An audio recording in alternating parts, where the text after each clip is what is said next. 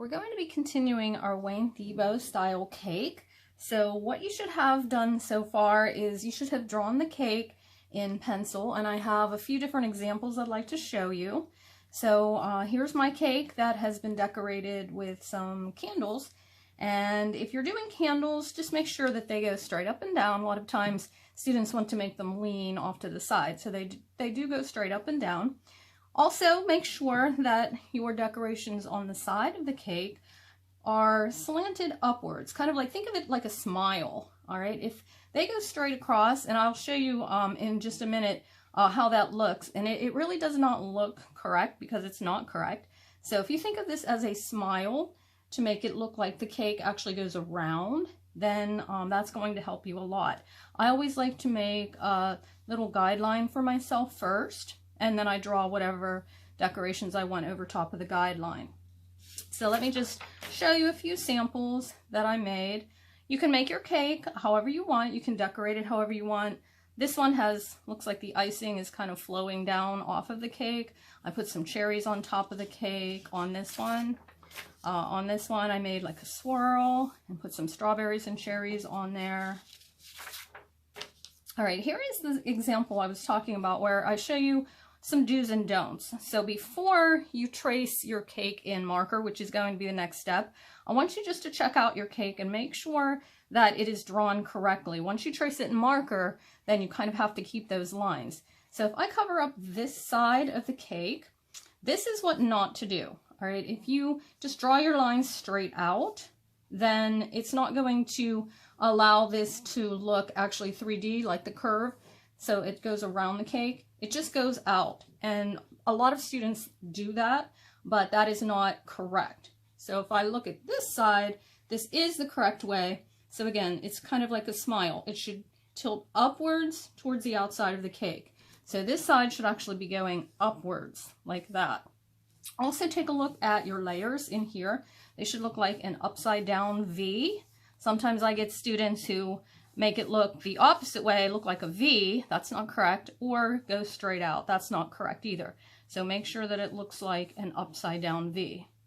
Once you're sure that your cake is all done, just double check, make sure you have a plate and have your table in the background. The video did not show you how to do the table, but I like to put in the table, and I want you to do that. That gives us an extra area to color. Once you are sure that all of your lines are correct and you've added your plate and your table, go ahead and trace everything with marker, or you can just press hard over top of your lines with a colored pencil, or just use your crayons and just really press hard to get a nice line so that this really shows up.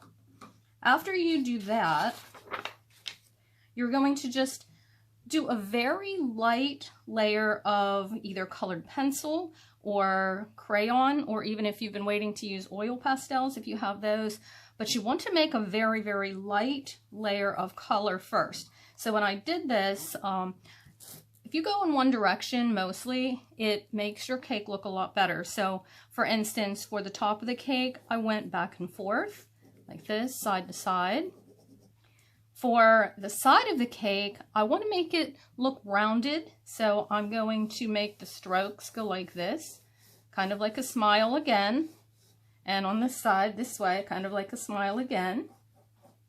For the inside of the cake, I want to go in that V that we were talking about, so I go this way, and then on the side I go the opposite way, like an upside down V. For everything else, you can go back and forth. So for the table, for the background, I like to go back and forth. Sometimes people like to go diagonally. Once you pick a direction though, stay in that direction. Don't go up and down and across and around or scribble around. It's going to look very scribbled, and you don't want that. It's going to take away from the 3D look that we're going to try for next. When you are all finished with your cake, we're going to be adding some values to it. Now value means light and dark. So we're going to be having some highlights on our cake and some shadows on our cake too. So let me show you an example of a finished one. So this is my finished cake. As you can see, it looks a lot more three-dimensional than this one. This one looks pretty good.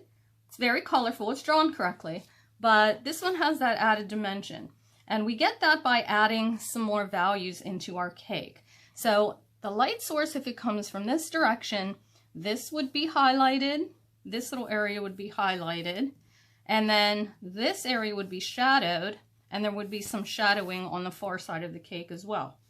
Under the cake, because a lot of times the light comes from above as well as the side source, you're going to have a little bit of shadowing under your cake as well. And maybe even under the plate a little bit. So I'm going to show you how you can achieve that look. All right, so I'm going to get the cake where I've just gotten the basic very, very light layer on. And now I'm going to be adding some shadows. So for this lesson, you would definitely want to get at least this far, and then we definitely need to add some shadowing before we call it complete. So I'm going to take the same color that I used before, and remember this part is going to be light, the left side is going to be light, and the right side of the inside of the cake is going to be dark. So I'm just going to darken that up by pressing harder, and by pressing harder with my crayon and going in the same direction that these lines are, I'm going to make it darker. So you can see already how I have a light value and a dark value just by how hard I press. Okay. So that's kind of the first step in making the cake inside look a little bit shadowed on one area and lighter on the other area. I'm going to work a little bit on the cake itself now. So I have kind of strawberry icing on my cake. So I'm going to just darken up this side. I'm going in the same direction that I did before. Remember I said go back and forth. So I'm going to go back and forth in that direction. I don't want to darken in the whole entire top of the cake. I just want to go a little bit on the right side with the light and a little bit on the left side with the dark. So I'm going back over the left side here, making it a little bit darker. I don't want to have a line down through the middle where it's like all white or all light on this side and then all dark on that side. So I'm kind of doing a light and then a medium and then a dark. So I'm going back in here with my medium. I'm not going to go on this side at all because that's already, is the light area, so that's already colored. So I'm just kind of going from the light to the medium. I'm going to go back over here and add a little bit more darks.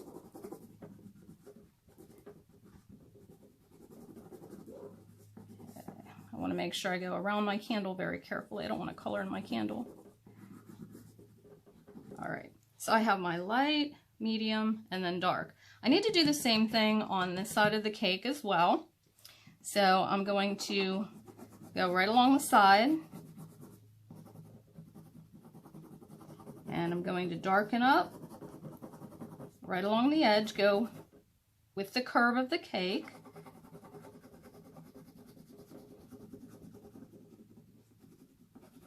And I don't want to just like have it where it's very light and very dark. All right, I want to get the darkened area in there. Then I want to gradually go lighter and lighter.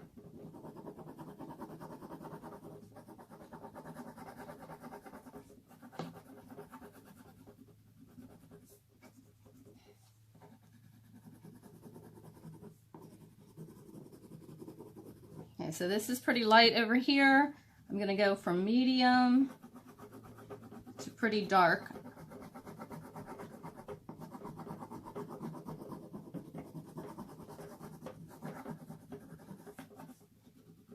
So as you can see, I don't do it all in one motion. I do a little bit, then I go back in and do a little bit more, go back in and do a little bit more.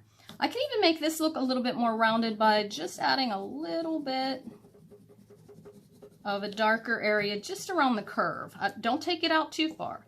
This will just help it look more curved if I do just a little bit along this edge.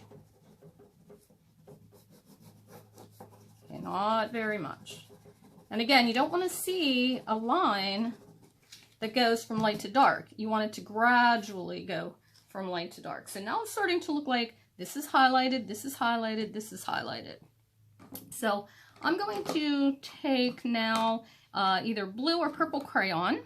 All right, and I'm going to just add some highlights here and over here I'm going to be having some shadows. So by leaving this just the way it is, that's going to look like the highlighted area, and by putting either blue or purple under the cake, and I'm going to go like right around the rim of the cake like that first, and then I'm going to go side to side just a little bit, and that's going to make that look like there's just a little bit of a shadow under my cake. I'm going to go just along this side a little bit,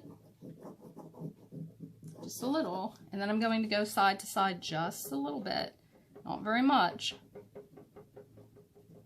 And that will give you the illusion of a little bit of a shadow under your cake.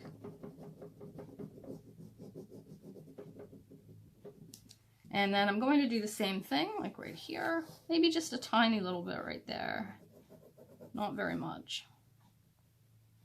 And a little bit more over here. Since this is the shadowed side, I'll go up on the cake a little bit. And then come back with the side to side motion.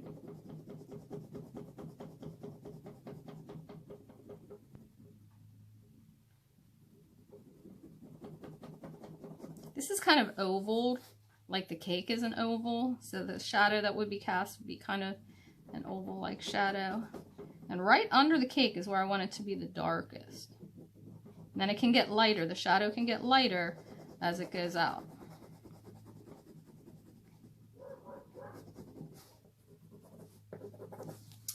Alright, so at this point I could call it finished, or if you want to go back in and really further the shadow effect to it, you can add maybe a little blue underneath. I like to layer colors. I'm just going to add a little bit of blue. That's just darkening up that shadow. See how that just darkened it up a little bit more? And I'm pressing a little bit hard on my blue crayon. And that's that shadow under the cake. Maybe add a little bit, just a little bit of shadow under my plate, on my table. Just up here on this area here. And then you could even go in with your purple or blue crayon very lightly. And this is what I did on my other cake to kind of even make it look more shadowed. I took my blue or my purple crayon and very lightly, not dark, but just very lightly, just go over. And that actually darkens up the value of my color. And this will work with any color. I used red, but if you use yellow or blue or green or any color really, this will work. So it just makes it look a little bit darker. See how that looks a little bit darker now? And up here too. This looks really bright right now, which there's nothing wrong with that. But I just want to make it look a little bit more shadowed. So I'm just very lightly going over it with my purple crayon or my blue crayon. Either one will work. So I'm not pressing super hard with it, just hard enough so that it just darkens that other color up a little bit. And then I can do the same thing in here too. So especially towards the center here, just darken that. Just darkens up that brown a little bit by having that extra color over top. Maybe take a little bit of my blue. Artists often use like blue or purple for shadows.